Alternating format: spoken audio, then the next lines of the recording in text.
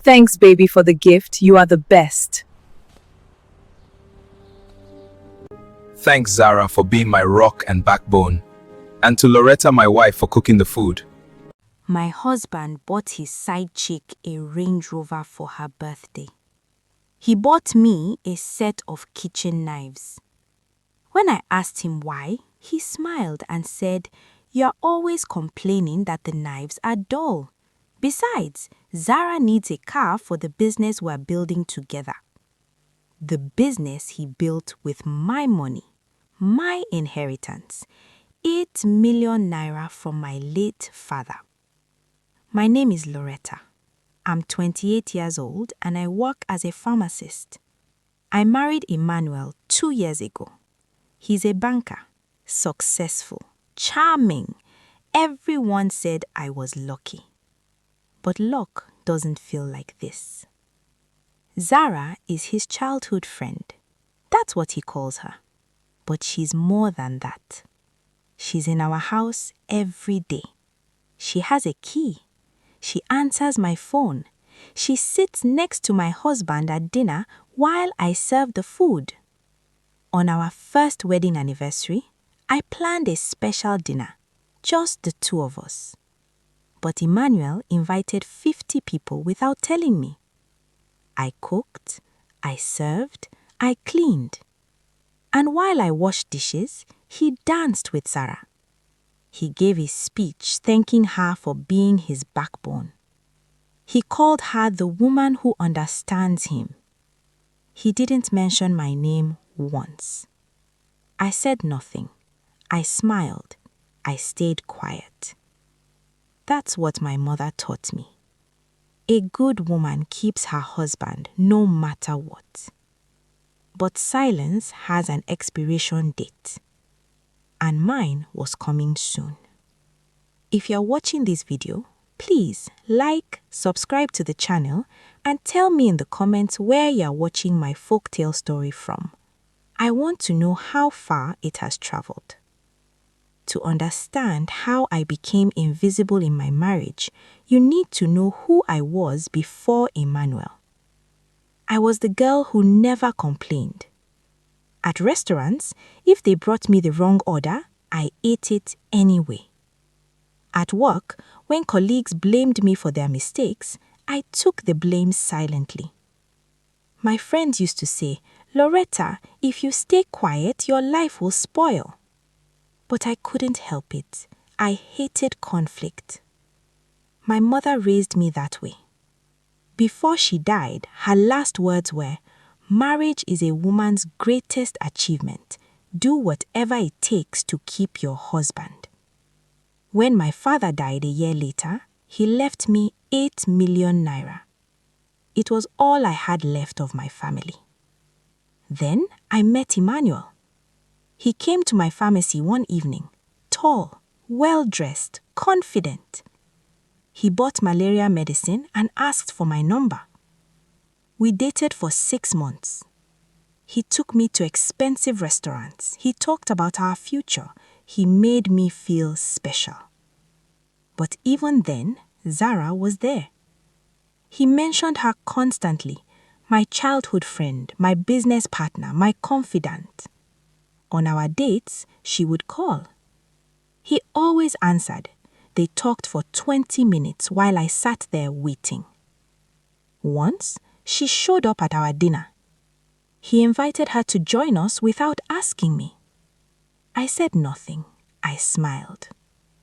That was my first mistake. Emmanuel proposed after 6 months. The ring was small, just 150,000 naira. But I didn't care. I loved him. What I didn't know was that the same week he proposed, he bought Zara a 2 million naira necklace. Our engagement party was small. His mother came. She was a tall woman with a cold face. She looked at me like a stranger. During the party, she pulled me aside. "I need you to understand something," she said. "Emmanuel and Zara have a special bond. You'll never break it. Accept that now, and your marriage will be easier." I laughed nervously. I thought she was testing me. She wasn't. The wedding came quickly. I paid for 70% of it with my inheritance. Emmanuel said his money was tied up in investments. On the wedding day, Zara wore a white lace dress, not quite a wedding dress, but close enough. Guests whispered. Some thought she was the bride. Emmanuel laughed it off. That's just Zara. She likes attention. During the reception, he danced with me for 2 minutes. Then he danced with Zara for 15 minutes. They swayed to a slow, romantic song while I stood alone. His mother gave a speech. She thanked Zara for always being there for her son. She mentioned my name once. That night, in our hotel room, Emmanuel was too drunk to touch me. He fell asleep calling me by Zara's name. I cried silently in the bathroom. But I told myself it was just nerves. Things would get better. They didn't. Our honeymoon was supposed to be our time, just us, 7 days in Mauritius. The first 3 days, Emmanuel barely looked at me. He was always on his phone, texting, calling, smiling at his screen.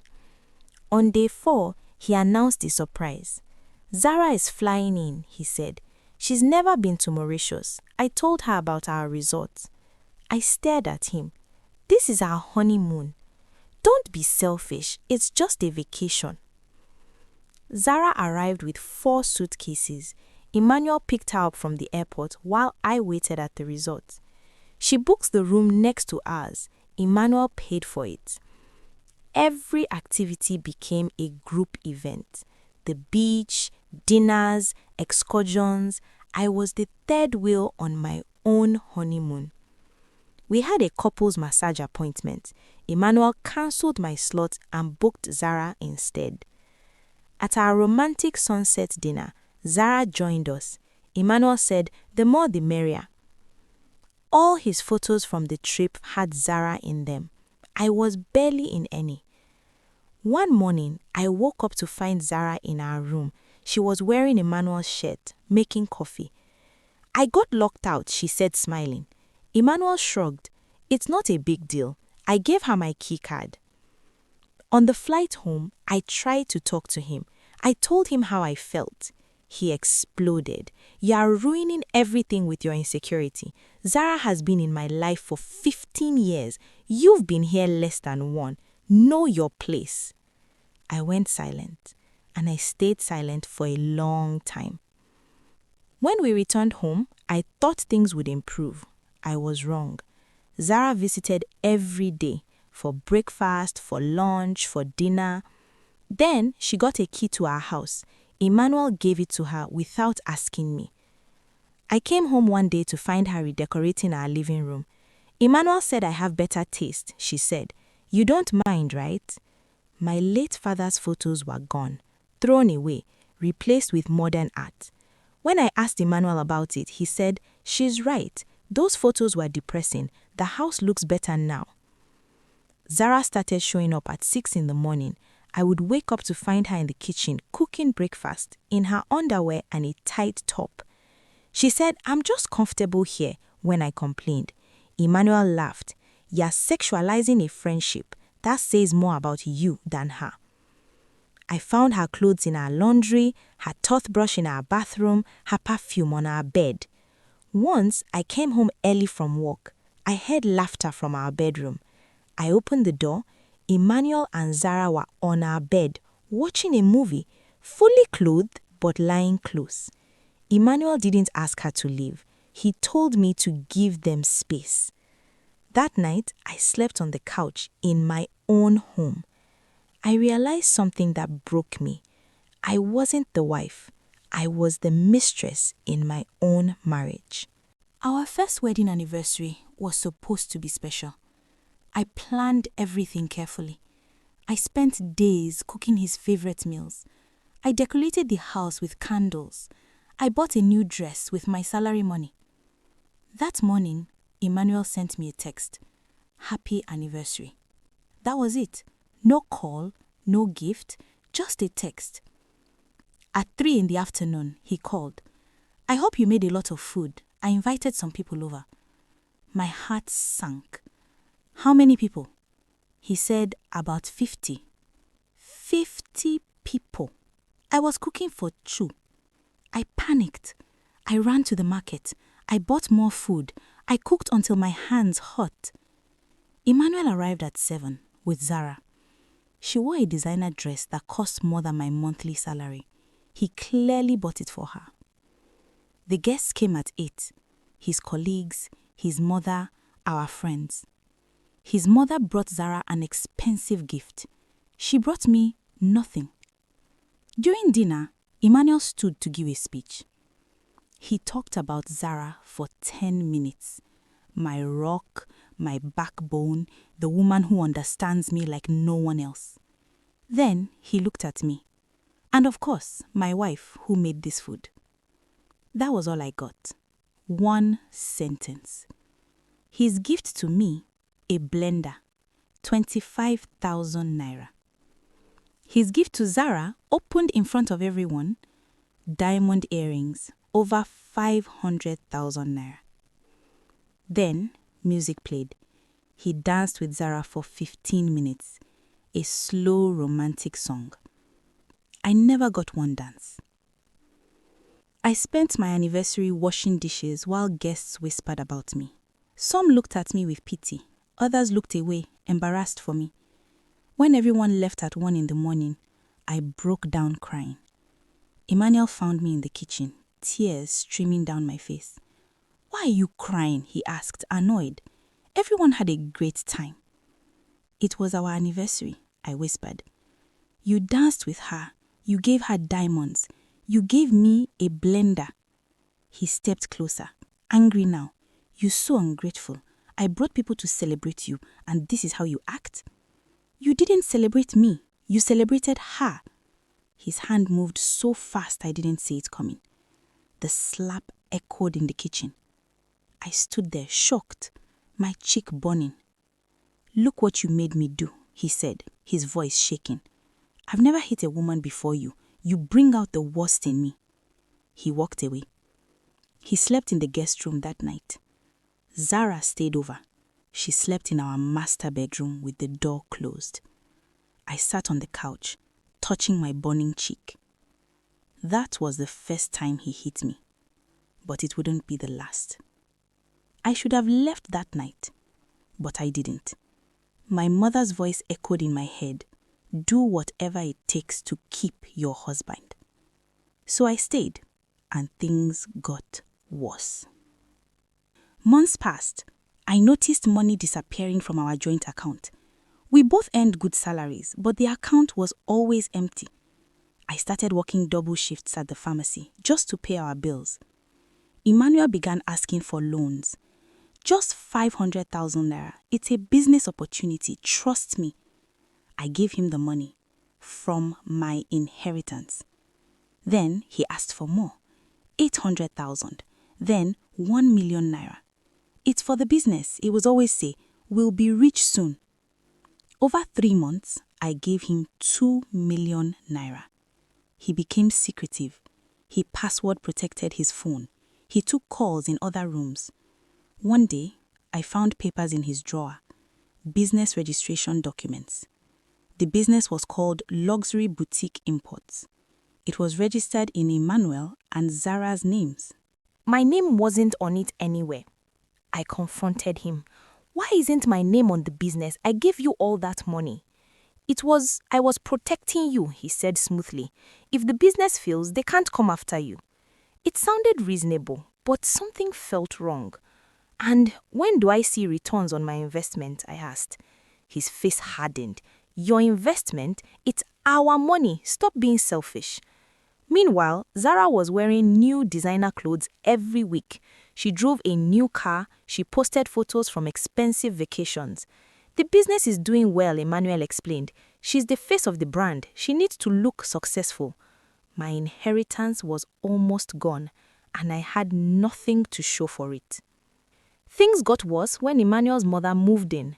Mama Ijiro said she had health problems and needed to stay with us, just temporarily. I welcomed her. I hoped we could build a relationship. But from day one, she criticized everything I did. My cooking was too salty, my cleaning wasn't good enough, my clothes were too plain. If Emmanuel had married Zara, this house would actually look like a home, she said one evening. Zara visited every single day. Mama Ijiro's face lit up whenever she arrived. They started redecorating together without asking me. One day, I came home to find my father's photos in the trash. I pulled them out crying. These were all I had left of him. Those depressing pictures don't belong in a modern home, Mama Ijiro said coldly. Mama Ijiro cooked meals for Emmanuel, but not for me. You should be cooking for your husband, not expecting me to feed you. At dinner, Zara would join us. Mama Ijiro praised everything about her. Emmanuel, if you had married Zara, she would have given me grandchildren by now. The words stabbed me. I wanted to scream that I was trying, that the stress was probably why I wasn't getting pregnant. But I said nothing. Then Mama Ijiro announced she needed our master bedroom. It was bigger, better air circulation for her heart condition. Emmanuel agreed without asking me. We moved to the small guest room. A week later, Zara started sleeping over in the master bedroom with Mama Ijiro. Girls' bonding time, they called it. I was pushed out of my own bedroom. The final humiliation came when Emmanuel won Banker of the Year. It was the biggest award in his industry. I was so proud of him. The invitation came. It was a black tie gala plus one. I bought a dress. I spent 80,000 naira I didn't have. I got my hair done. I was so excited. The day before the event, Emmanuel said casually, "Oh, I'm taking Zara." I stared at him. "What? I'm your wife." "It's a networking event. Zara knows how to walk a room. You just stand in the corner looking awkward. Because you've never taken me to one." "Exactly. You don't know how these things work. Don't make this difficult." I begged him. I cried. He ignored me. The night of the gala, I sat in the dark alone, watching my husband's biggest moment with another woman. He came home at 4 in the morning, drunk, smelling of perfume. I said nothing. I had no words left. A few weeks after the gala, something strange started happening. Zara began answering my phone. The first time, I was in the shower. My friend Ngozi called. When I came out, Zara was sitting on my couch, holding my phone. "Your friend called," she said. "I told her you weren't available." "Why did you answer my phone?" She smiled. "It was ringing non-stop. I was helping." When I called Ngozi back, she was confused. Who was that woman? She sounded like she owned your life. It kept happening. Zara would answer my calls. She'd tell my pharmacy colleagues, "Mrs. Emmanuel is busy right now." She told my friends, "Loretta can't talk at the moment." Then she changed my voicemail to her own voice. "You've reached Loretta, leave a message." But it was Zara's voice, not mine. I changed my password. Somehow she guessed it. Emmanuel had given her hints. The worst incident happened when my uncle called from our village. There was a family matter. Zara answered. "Loretta doesn't take personal calls anymore," she said, and hung up. My uncle was offended. He thought I was too proud now, too big for my family. When I confronted Emmanuel, he laughed. "You are being paranoid. Zara is just trying to help you. She's more organized than you are. Maybe you should learn from her." That night, I locked myself in the bathroom and cried until I vomited. I looked in the mirror and didn't recognize myself. I was disappearing. Then came the promotion celebration. Zara announced she was now co-CEO of their boutique business, the business I had funded with my inheritance. Emmanuel planned a huge celebration, 500,000 naira at a 5-star restaurant. I assumed I was invited. After all, it was technically my money. The day of the celebration, I got dressed up. I was ready to go. Emmanuel looked at me confused. "Where are you going?" "To Zara's celebration." "It's an intimate executive dinner, just business partners. You'd be out of place." "I funded this business." His face hardened. "You loaned us money. That doesn't make you a partner. Know your role. He left without me. I sat at home and watched on social media. He posted photos all night. They sat side by side at the restaurant, not across from each other. His arm was around her chair. The caption read, "Celebrating my incredible business partner. Here's to building empires together." The comments said things like, "Power couple" and "You two are inspiring." There was no mention of me anywhere. Emmanuel came home at 2 in the morning, drunk. I was waiting for him. "Do you love her?" I asked quietly. He was too drunk to hide the truth. "I love what she represents. Freedom, success, ambition, things you wouldn't understand." Then he passed out on the couch. The next morning, he didn't remember the conversation, but I remembered every single word. Everything came to a breaking point at a dinner party. Emmanuel was telling a story about our honeymoon to his colleagues, but the story was a lie. He said we had the most romantic time, just the two of us. I couldn't help it. The words came out. That's not true. Zara was there the whole time. The table went silent. Emmanuel's face turned red. He laughed nervously. "Loretta is joking." "I'm not joking. She came on our honeymoon. She stayed in the room next to ours." The guests looked uncomfortable. The evening ended early. When everyone left, Emmanuel exploded. "You made me look stupid in front of my colleagues." "I just told the truth. Your job is to support me, not contradict me." Then he made an announcement that shattered me. "You need to learn respect. Until you do, you're sleeping in the guest room. This is my house too, and I'm moving Zara into the master bedroom, temporarily." I couldn't believe what I was hearing. "Are you moving your mistress into our bedroom?" "She's not my mistress. We work together. We strategize better in the mornings when we are close." Mama Ejiro nodded. "Until you learn to be a proper wife, this is necessary." That night, I moved to the smallest bedroom, the guest room. Emmanuel and Zara shared the master bedroom. They said they weren't sleeping together. There were boundaries. But I heard them laughing through the walls late at night. I heard the shower running with both of them talking. I was the guest in my own home. 3 months passed. I was living in hell. But something else was happening. Something I didn't notice at first. I felt sick every morning, nauseous, tired, dizzy. I thought it was stress and depression. Then one day at work, my colleague noticed, "Girl, those are pregnancy symptoms." I laughed. That's impossible. But she insisted I take a test. I bought one. I took it in the pharmacy bathroom because I was too scared to test at home. Positive. I took 3 more tests over 2 days, all positive. I was 8 weeks pregnant. At first, I was terrified. Then I felt hope. A baby would fix everything. He'd choose me when he knew. He'd have to. I planned to tell him in person. Make it special. I decided to surprise him at his office. I took the morning off work. I dressed nicely.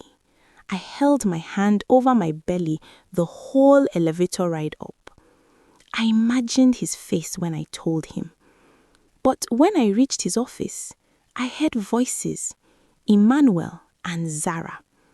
I was about to knock when I heard her say, "When are you going to tell her?" I froze. "Tell her what?" Emmanuel asked. "That you want a divorce, that this marriage was a mistake." Long silence. "I can't yet. The timing isn't right. You've been saying that for months. I'm tired of waiting. I didn't sign up to be the side chick forever." My heart stopped beating. Emmanuel's voice came through the door. "You're not the side chick. She is. You know that." Zara sounded frustrated. "Then prove it. Leave her. Marry me like you promised before she trapped you." I stood there, frozen, my hand on my belly. Before Emmanuel could respond, I pushed the door open. They jumped apart. Zara was sitting on his desk. He was standing between her legs. "Loretta, what are you doing here?" His face went pale. I looked at Zara, then at Emmanuel, then down at my belly where my hand was resting. I opened my mouth to tell him about the pregnancy. Then I closed it. If he wanted out, a baby wouldn't fix anything. It would just trap us all in misery. "I came to bring you lunch," I said quietly, "but I see you're busy." I left the lunch on his secretary's desk and walked out. Emmanuel didn't follow me. I went home and cried for 3 hours. That night, I confided in Ngozi. She was furious. "Leave him. You and the baby deserve better." "But where will I go? I have no family left. I spent my inheritance on his fake business." "Then take him to court." "With what money? He's a banker with connections. I'm just a pharmacist." I decided to keep the pregnancy secret until I figured things out. For the next few months, I went to prenatal appointments alone during my lunch breaks. The doctor said the baby was healthy, a girl. I named her Hope. But the doctor also said my blood pressure was dangerously high. "You need to reduce stress or you could lose the baby." I couldn't reduce stress. My entire life was stress. Time passed.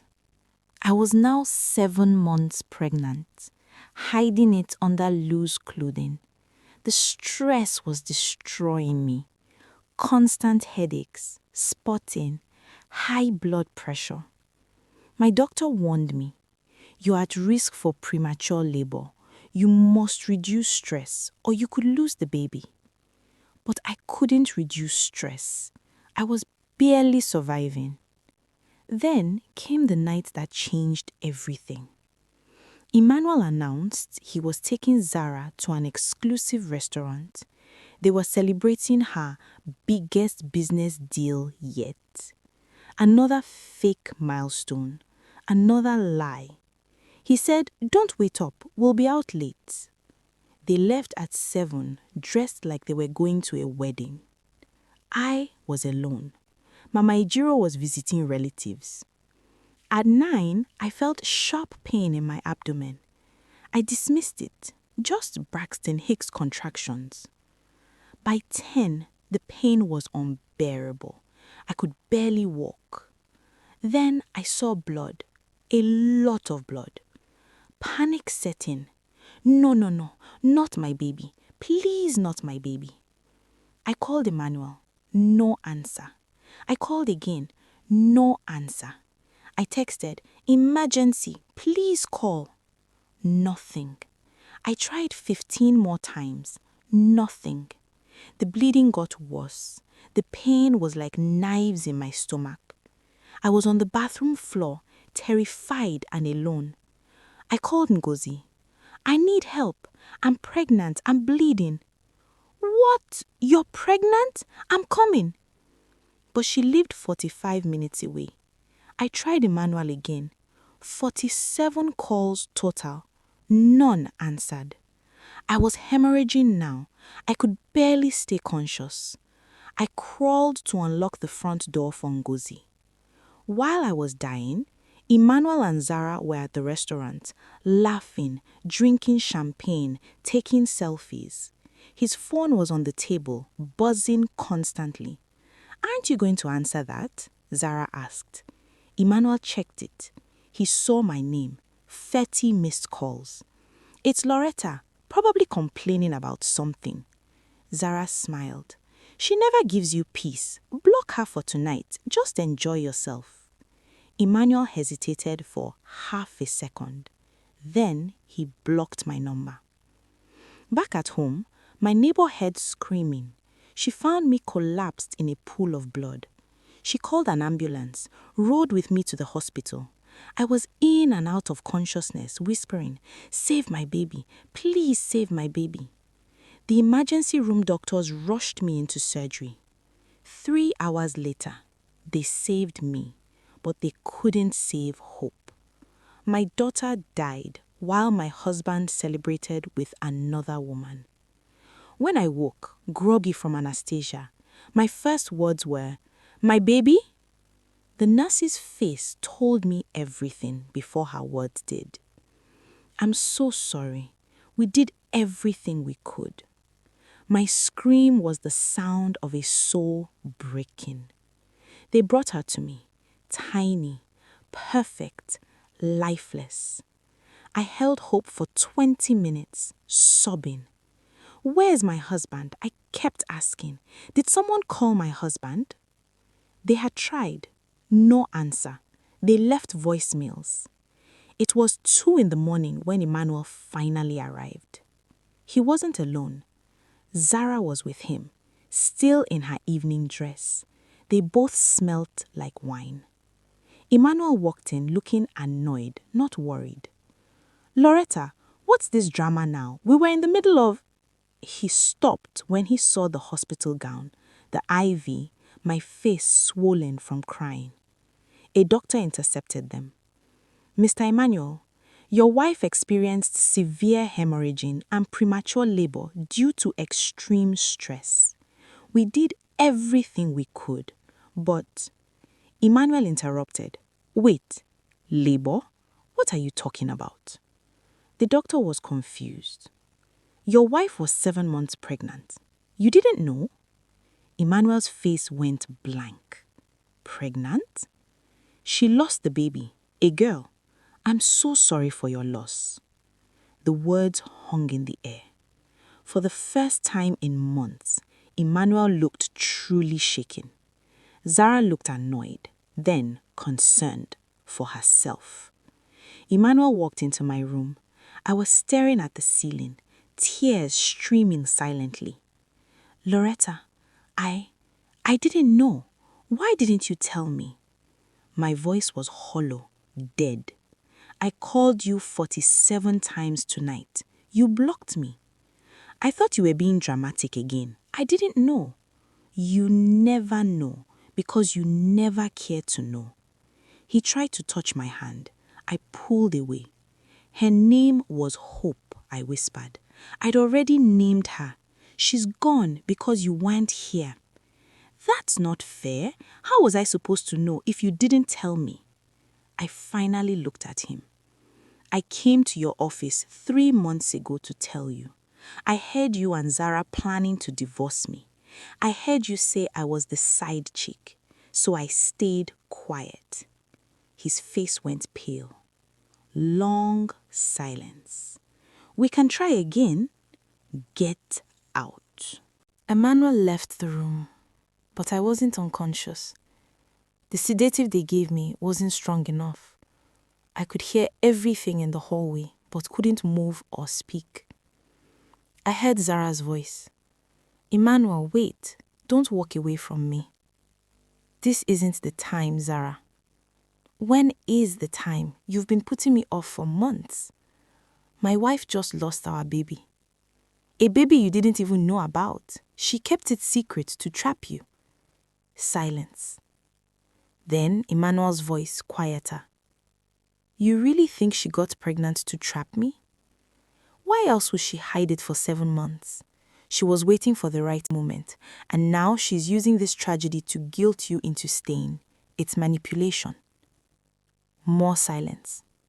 Emmanuel spoke slowly, as if convincing himself. "That actually makes sense. She has been acting weird for months." "Exactly. And now you're the bad guy? You didn't know. You can't be blamed for something you didn't know." "I blocked her calls tonight." "Because she calls you constantly about nothing, you had no reason to think this time was different." Emmanuel's voice got stronger. "You are right. I couldn't have known. She should have told me. She was manipulating you from the start. The pregnancy, the secrecy, all of it. Maybe this is a sign. Maybe this is God's way of giving me an out. I felt my heart shatter all over again. I know it sounds harsh, Zara continued, but think about it. You didn't want to be trapped with a baby. Now you're not. With you? With me. The way it was always supposed to be. I heard them kiss. Not here, not now, but soon. Once she recovers, I'll file for divorce. I lay in that bed, tears rolling down my paralyzed face. But inside, something changed. Something cold and sharp and unbreakable. The woman who walked into this hospital died tonight. The woman who would walk out was someone else entirely. Someone who knew exactly what she had to do. But first, I needed proof and I needed a plan. When I woke up the next morning, I checked my phone. The voice memo app was open. My heart stopped. I had accidentally activated it before the sedation, trying to call Emmanuel one last time. It had recorded everything. The entire hallway conversation. Zara admitting the pregnancy was manipulation.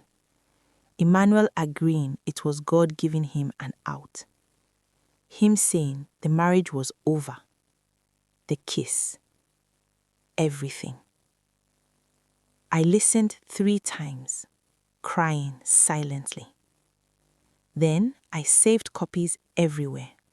Cloud, email to myself, sent to Ngozi. When Ngozi arrived at the hospital, I was different. I need a lawyer, I said. The best divorce lawyer in Lagos. Money is no object. You don't have money left. I'll find it. Just get me the lawyer. By that afternoon, I had one. Barrister Adeaze Okoli, known for destroying cheating husbands in court. I played her the recording. Her eyes lit up. This is gold. With this, we'll destroy him. I need to know where my money went. He took 5 million naira for a business. I want the records. We'll subpoena everything. And I want to know if there's more. Fraud, theft, anything. That requires a private investigator. Hire one. Start the process. That evening, Emmanuel visited with cheap flowers. I'm so sorry about Hope, but we can get through this. We can try again. I looked at him with empty eyes. Okay. For 2 weeks, I played the perfect broken wife. I didn't complain. I cooked for Emmanuel.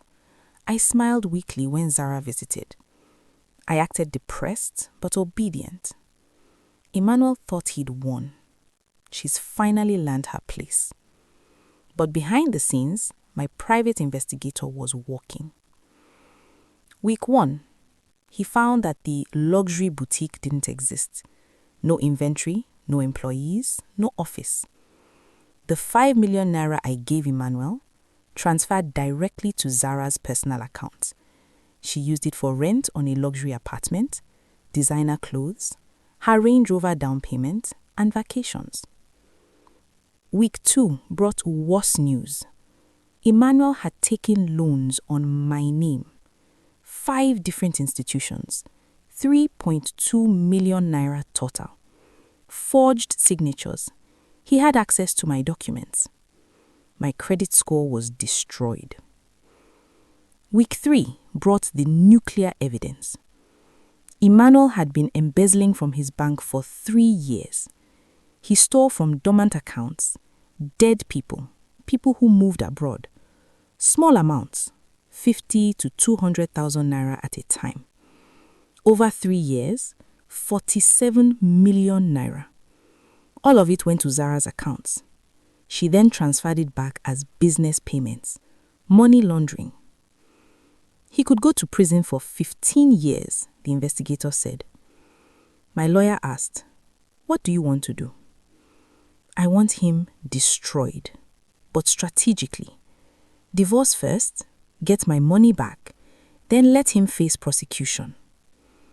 That night, Emmanuel came home excited. Babe, great news. Zara and I closed a huge deal. We need 2 million naira for expansion. Can you help? I smiled softly. Of course. Let me check my savings. He hugged me. I knew you'd come around.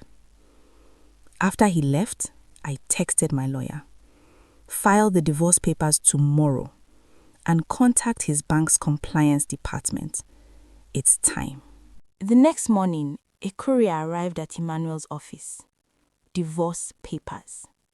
He called me immediately, furious. What is this hell? My voice was calm, cold. Divorce papers. I'm done. You can't be serious. We just talked about trying again. You talked. I listened. But I'm done listening to liars. Emmanuel, please. My lawyer will be in touch. Don't contact me again. I hung up. Emmanuel called Zara, panicking. Loretta filed for divorce. Good. This is what you wanted. But she has evidence, photos, receipts, and something about a recording. Long silence from Zara. What recording? From the hospital when we were talking in the hallway. Zara's voice changed. What did we say? We said she got pregnant to trap me, that maybe the baby dying was for the best, that I was planning to leave her. If she has that recording, we're finished. Meanwhile, my lawyer filed a complaint with his bank. Anonymous tip about embezzlement. 2 weeks later, the bank's investigation confirmed everything. 47 million naira stolen. Digital trails, account statements, Zara's accounts. Emmanuel was called to a meeting with HR and legal. They presented the evidence. This is a mistake, he stammered. Someone set me up. We have your digital signature on every fraudulent transfer, and all the money went to Zara Okonkwo's accounts. Emmanuel went silent. You are terminated immediately. We're filing criminal charges. Security will escort you out. He was walked out in front of all his colleagues. His awards, his photos on the wall of excellence, all removed. The news spread fast. Emmanuel Okafor, former Banker of the Year, arrested for embezzlement. My name was kept out, but Emmanuel's and Zara's names were everywhere. Social media exploded. The audacity. They really thought they'd get away with it. Mama Ejiro showed up at my house, crying. How could you do this to my son? I didn't do anything. He did this to himself. He made mistakes, but you are destroying his life. He destroyed mine first, and our daughters. Now he faces consequences. Where is he supposed to live? They froze his accounts. Not my problem. You can take him in. She cursed at me, you wicked woman. I closed the door calmly. That night, Emmanuel emailed me from jail. Subject, please. Body, I know I don't deserve mercy, but I'm begging you. Drop the charges. I'll give you everything in the divorce. Just please don't let me go to prison. I'm sorry about Hope. I'm sorry about everything. I read it once, deleted it, blocked the email. I slept better that night than I had in 2 years. 6 months later, the trial began. Emmanuel and Zara were tried together. I sat in the gallery watching. The prosecution presented bank records, forged documents, timelines. The defense tried to blame each other. Emmanuel's lawyer said Zara seduced him and convinced him to steal. Zara's lawyer said Emmanuel coerced her into compliance. I was called a witness. Mr. Tunde, Emmanuel's former colleague. Emmanuel embezzled 5 million 3 years ago to pay gambling debts. Zara found out. She blackmailed him, said she would report him unless she caught her in. The courtroom erupted. So the embezzlement started with gambling, and Zara blackmailed him into continuing? Yes. And there's more. Emmanuel only married Loretta because Zara told him to. Gasps filled the room. Why would Zara want that? Because Loretta had money, her inheritance. Zara wanted access. But if Emmanuel married her, people would suspect. So she told him to marry the quiet, naive pharmacist and use her money. My blood ran cold. Text messages appeared on screens. Zara to Emmanuel. Did you ask her about the inheritance yet? Emmanuel to Zara. Not yet. I'll wait after the wedding. Zara to Emmanuel. We need at least 5 million. Get it however you can. Emmanuel to Zara. She's so naive. This will be easy. Dated 2 weeks before he proposed. My entire marriage was a scam from the beginning. The jury deliberated for 4 hours. Verdict: guilty on all counts. Emmanuel got 7 years. Zara got 10. They were led away in handcuffs. Zara screamed, "This isn't fair!" Emmanuel was silent, broken. I watched from the gallery. No tears, no smile, just closure. Outside, my lawyer made a brief statement. I said nothing. 5 years passed. I was 33, transformed. I own 4 pharmacies called Hope's Legacy. Each one employed women recovering from abuse. I remarried. Raymond, a gentle architect who designed one of my pharmacy renovations. He asked me out 6 times before I said yes. I had walls. I was 8 months pregnant with twins, a boy and a girl. At my foundation's charity gala, I gave a speech. 5 years ago, I lost everything, but I learned something. Your worth isn't determined by who didn't choose you. It's determined by who you choose to become after they destroy you. Standing ovation.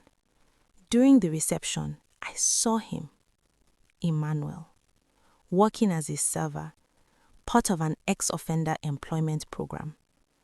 He'd aged badly, grey hair, worn face, defeated posture. Zara had left him the day he was sentenced. His mother died while he was in prison. He had nothing. Our eyes met across the room. Emmanuel approached, trembling. "Loretta, hi. Can we talk? Just for a minute." I looked at him with serene indifference. "I don't think we have anything to discuss." "Please, I've had 5 years to think, to regret. I'm so sorry about Hope, about everything." "You are sorry now because you lost everything, not because you hurt me." "That's not true. I think about Hope every day." "Yes, you were a monster." He flinched. "I heard you got remarried, that you are pregnant. I'm happy for you." "I know I deserve it." Silence. "Is there any chance you could forgive me for your own peace?" "I forgive you 3 years ago, Emmanuel. Not because you deserved it, but because I deserved peace. But forgiveness doesn't mean I want you in my life." Raymond approached. "Everything okay, love?" I turned to Raymond, my face softening. "Everything is perfect." I looked back at Emmanuel. "I hope you find peace, but you won't find it with me. That door is closed." "Do you ever think about what we could have been?" "No, because the man I thought you were never existed. You can't miss a ghost." I placed my hand on my pregnant belly. "Goodbye, Emmanuel." I walked away, Raymond's hand on my back. Emmanuel stood there with an empty glass, watching me laugh with guests, watching the life I built from ashes. He slipped out the back exit, unable to watch anymore. Outside, He sat on the curb, head in his hands. Inside, I danced with Raymond, surrounded by love. They tried to bury me. I didn't know I was a seed, and now I'm a forest. If you are in a relationship where you feel invisible or erased, this is your sign. You deserve to be chosen, loved, celebrated. And if they won't do it, choose yourself. Your hope is waiting.